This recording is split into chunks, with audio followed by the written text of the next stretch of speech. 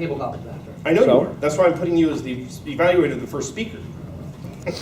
That way you've got plenty of time to write your evaluation. It'll be snuck away by the time we get to table topics. Is that a gift? I believe that is a gift. That is. Thank you very much. Thank you very much.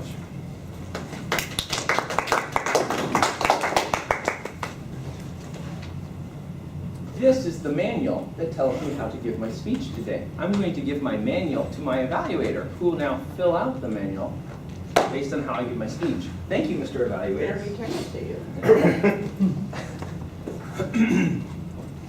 Good day. So we all have a job. We all work. And we all hope that we're going to get recognized for doing a good job, correct? But let's think about this for a brief moment. There's other people who have your job, right? There's other people who do either your exact same job or do a very similar job to what you're going to do. What's it going to take for you to spangle? For you to stand out from everybody else that you work with? There's going to have to be something different about you. Color your hair orange?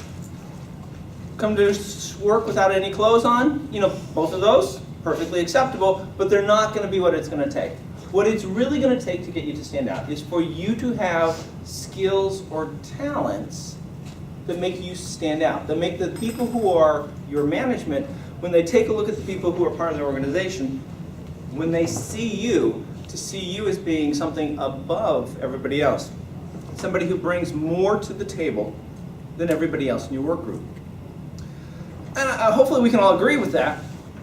But the real challenge is, well, what?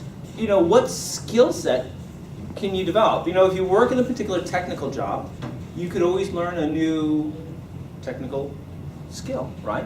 Maybe it's some sort of development, maybe it's some sort of design, maybe it's some sort of, you know, programming language or something like that. Fantastic, that's wonderful, and those are always good things to do. The challenge with anything like that, though, is that there's a shelf life for every new piece of information that you learn, right? There is only a certain amount of time that that knowledge is going to be valuable.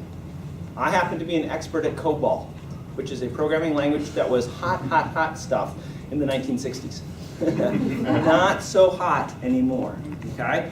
So the question is what skill set could you develop that would help you in your current job, but would also be something that will see you through the rest of your career? Remember, a career can last, at this point in time, what, 30, maybe even 40 years from this particular point in time.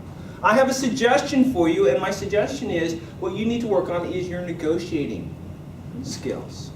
Now, you might be saying, listen, hey, I am filling your job. I'm not a negotiator. But wait a minute. Quick show of hands. Who in the room is currently involved in a committed relationship? All right. Would it be fair to say that you negotiate every day? Okay. All right, and even if you're not in a committed relationship, you have a job, correct? You work with other people, you work with other departments, you interact in this life. Would it be fair to say everybody does some level of negotiation every day? And we may not be talking about $1 million deals or buying a car or selling a house or anything like that, but would you say that this is a way that human beings interact, right? You have something that I want, I have something that you want. Let's talk about how we're going to exchange those things in a way that leaves me satisfied and in a way that leaves you satisfied. So, unfortunately, when we talk about negotiating, what's the very first thing that comes to your mind? When you think about a negotiation, what's the very first thing that comes? How do you view a negotiation? Shootout. A shootout, exactly. Is it a fun thing to do? No, absolutely not. Is it confrontational? Do you feel like the other people in the interaction are generally from New York? And that you have to show up with an attitude? You gotta bring it when you're going into negotiation, because they have something that you want, and so it's for you to go in, get it, and walk out with it, right? How are you gonna know if you're successful in a negotiation? How do you evaluate if you were successful? If you get it, right? You win, right? Can you win and they win at the same time? No! How can you possibly do that? That's the silliest thing I've ever heard. How would you do that? Come on. Hey, how'd that Super Bowl go? Well, they both won. It was really the best one ever. No!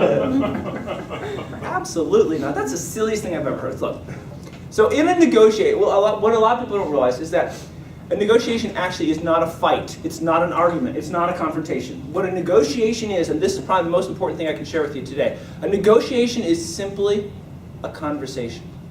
It's a conversation that you're going to have with the other person. Okay? It's a very special type of conversation. Sort of like when your life partner says, "Can we have a talk?" Morning, morning, morning. Right. No, but a negotiation is a very special form of conversation. And what's interesting about negotiations is that there's actually 8 steps, 8 phases that every negotiation goes through. Okay? The first one is where you prepare.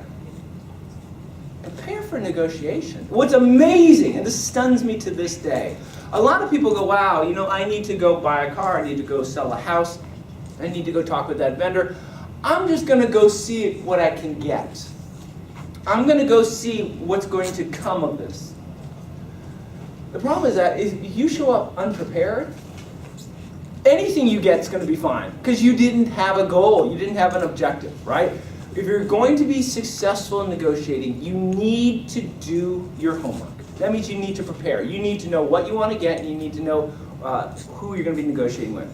Second phase is that's where you state your case, and that's where they state their case. Think about it. In a negotiation, you say, "This is what I want. I would like to buy that car." And they say, "Well, fabulous, I've got a car. It's $100,000. Okay. Now we've stated our case. Because now we move on to phase 3. This is where you support your case and you challenge their case. Okay? You say, "This is why I want to buy or sell or do whatever I want to do." And it's where they say, "Well, this is why I want to do it my way." And then you say, "Well, but here's what's wrong with what you're asking for, from my vantage point." Phase number 4 is where you seek to find understanding and possibility. So look, they've stated your case, you picked some holes on it, they've picked some holes on yours. Now what you're looking for is you're looking for those small areas where you may actually have some agreement. Okay, you've got to find those islands of agreement. Because the only way you're going to get to a deal is by going from island to island to island. Okay? Phase 5 is when you indicate your readiness to work together. When you've built up enough places where you have agreement with the other side, if there's enough of those that you can put together, then it's going to start to look like you might be able to get a deal. Remember, every negotiation is not successful. "Hey, I'd love to buy your house. Fabulous. It's $1 million. Cool, I got about $10,000. Okay. We're not going to be able to solve that one, right? But if we're close, we're going to see what we can do to put it together. Phase number 6 is where we assemble potential trades. So remember, this is a key part of every negotiation. Are you going to get everything that you want in any negotiation? Absolutely not. You're going to have to give them some things up, but the cool thing is the other side's going to have to give some things up also, right? Phase number 7 is where you reach a final agreement.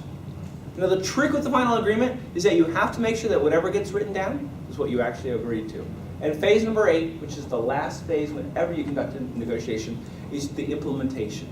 Just because I agreed to do something and just because you agreed to do something doesn't mean we're actually going to do it.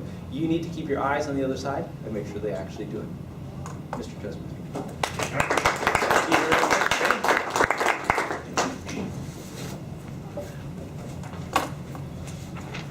Timer, if I could have 1 minute, please. And everybody should have received a ballot sheet.